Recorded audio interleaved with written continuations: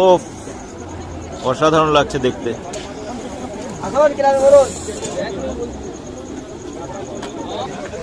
যেটাকে piece piece করে কাটা হয় নাকি এরপর?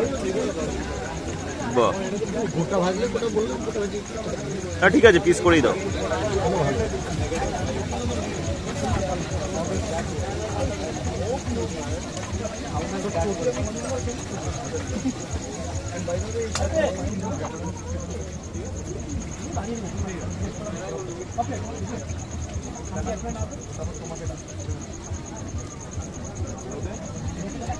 আচ্ছা, এটা এটা কি মশলাতে মাখানো হচ্ছে কিছু নাকি?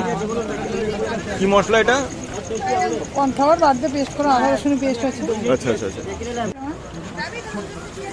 চলে গেল অক্টোপাস, ফ্রাই হতে চলে গেল কড়াইতে। উফ, দেখে লোভ লাগছে, কিন্তু মারাত্মক লেভেলের লোভ লাগছে।